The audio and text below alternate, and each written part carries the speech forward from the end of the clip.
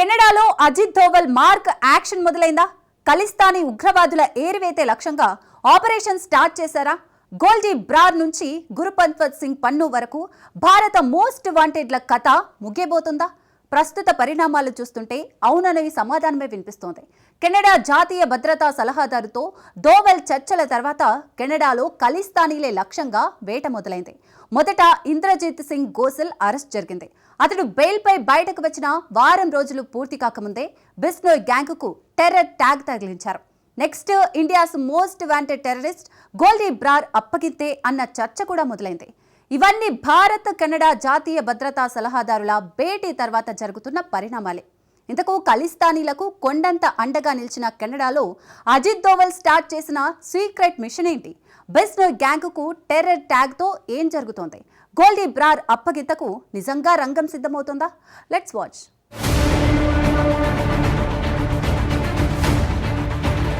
బిష్నోయ్ గ్యాంగ్కు terror tag, Canada Khalistani వేట షురూ.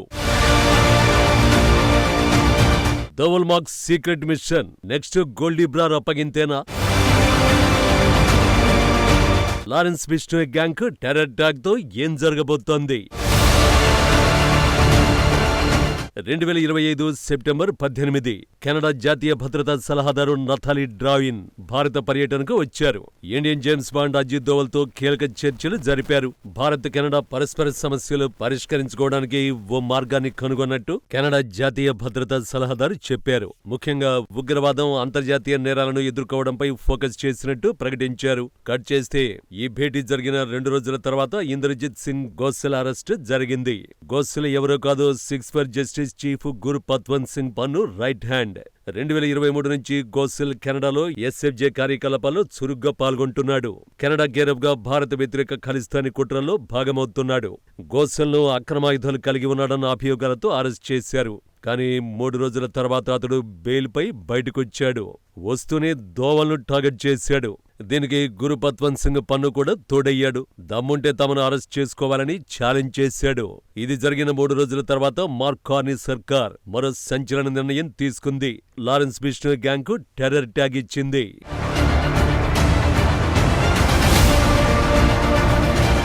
సరిగ్గా 45 రోజుల క్రితం కెనడియన్ నేత డేనియల్ స్మిత్ చేసిన డిమాండ్ ఇది.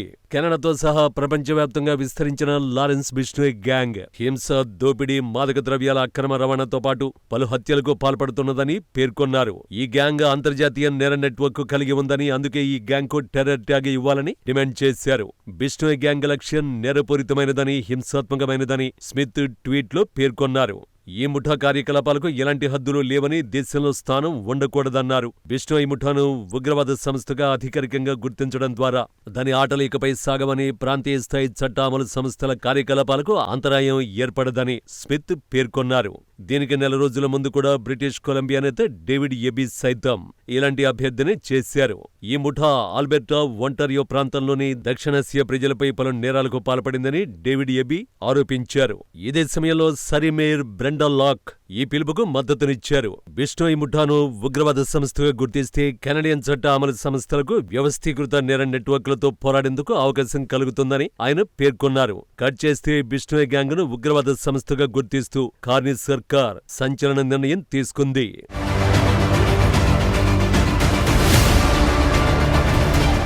మినల్ కోడ్ ప్రకారం లారెన్స్ బిష్నోయ్ గ్యాంగ్ను ఉగ్రవాద సంస్థగా గుర్తించినట్టు కెనడా హోంశాఖ మంత్రి గ్యారీ ఆనంద్ సంగరి ప్రకటించారు. కెనడాలో ఉగ్రవాదం, హింసకు స్థానం లేదు. ముఖ్యంగా కొన్ని వర్గాలను లక్ష్యంగా చేసుకుని భయపెట్టడం, బెదిరింపు వాతావరణం సృష్టించే వాటికి స్థానం లేదని కెనడా ప్రభుత్వం ఓ ప్రకటనలో పేర్కొంది. కెనడా చట్టం ప్రకారం ఇప్పుడు లారెన్స్ బిష్నోయ్ గ్యాంగ్కు చెందిన లేదా వారి అధీనంలో ఉన్న ఆస్తులను గుర్తిస్తారు. ఎవరైనా లావాదేవీలు నిర్వహించినా అది నేరంగా పరిగణిస్తారు. అలాగే ఆ గ్యాంగ్ను వినియోగించుకోవడం లేదా వారికి లబ్ధి చేకూర్చేందుకు ఉపయోగపడుతుందని తెలిసి నేరుగా గాని పరోక్షంగా గాని ఆస్తి ఇవ్వడం కూడా నేరమే. అంతేకాదు, లారెన్స్ బిష్నోయ్ గ్యాంగ్ సభ్యుల్ని కెనడాలోకి ప్రవేశించకుండా అడ్డుకోవచ్చు. ఇటీవల కెనడాలోని స్టాండప్ కమెడియన్ కపిల్ శర్మ రెస్టారెంట్పై కాల్పులకు ఈ ముఠాయే బాధ్యత వహించింది. కానీ లారెన్స్ బిష్నోయ్ గ్యాంగ్ను ఉగ్ర ముఠాగా గుర్తించడం భారత్కు ఎందుకు కీలకం?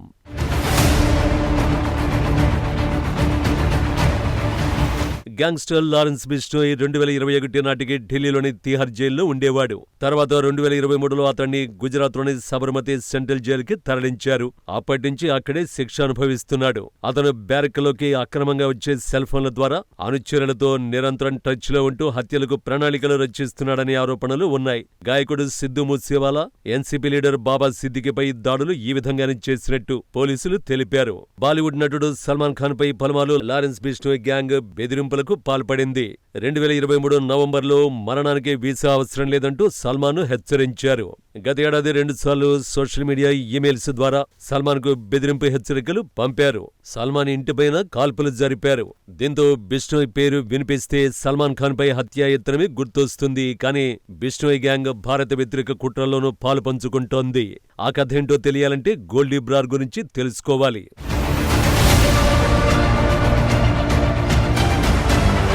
సతీందర్ సింగ్ ఆలియాస్ గోల్డీ బ్రార్ 2024 జనవరి 1న ఇండియాస్ మోస్ట్ వాంటెడ్ టెర్రరిస్ట్ జాబితాలో చేరిన పేరిది. కెనడాలో ఉంటూ మన దేశంలో విధ్వంస కుట్రలు చేయడమే అందుకు కారణం. బిష్నోయ్ గ్యాంగ్ లో కీలకంగా భావిస్తున్న గోల్డీ బ్రార్ పై చర్యలు తీసుకోవాలని మోడీ ప్రభుత్వం ఎప్పటినుంచో కెనడాను కోరుతూ వస్తోంది. ఈ క్రమంలోనే గత ఏడాది జనవరి 1న గోల్డీ బ్రార్ ను భారత ప్రభుత్వం ఉగ్రవాదిగా ప్రకటించింది. కెనడాలో ఉంటున్న గోల్డీ బ్రార్ కు నిషేధిత ఖలిస్తానీ ఉగ్ర సంస్థ బబర్ ఖల్సా ఇంటర్నేషనల్ తో సంబంధాలున్నాయని పేర్కొంది. చట్టవిరుద్ధ కార్యకలాపాల నిరోధక చట్టం 1967 ప్రకారం గోల్డీ బ్రార్ ను ఉగ్రవాదిగా ప్రకటిస్తున్నట్లు హోంశాఖ తెలిపింది. అంతేకాదు గోల్డీ బ్రార్ కు పాకిస్తాన్ ఉగ్ర సంస్థలతో పాటు పలు హత్యలతో సంబంధం ఉన్నట్లు కేంద్రం వెల్లడించింది. ఇతను అతివాద భావజాలాన్ని వ్యాపింపు చేయడంతో పాటు పలువురు జాతీయవాద అనుకూల నాయకులకు బెదిరింపు ఫోన్ కాల్స్ చేసినట్టు చెప్పింది. దేశంలోని పలువురు ప్రముఖులను హత్య చేసేందుకు కొన్ని హంతక ముఠాలకు డ్రోన్ల ద్వారా అక్రమంగా ఆయుధాలను రవాణా చేసినట్టు నిఘా వర్గాలు గుర్తించాయి. తన అనుచరులతో పంజాబ్లో శాంతి భద్రతలకు భంగం కలిగించాలని గోల్డీ బ్రార్ ప్రయత్నిస్తున్నట్టు కేంద్రం భావిస్తోంది. ఈ క్రమంలోనే గోల్డీ బ్రార్ ను భారత్కు అప్పగించాలని గత ట్రూడో సర్కార్ను కోరింది. కానీ అతడు ఆ పని చేయలేదు.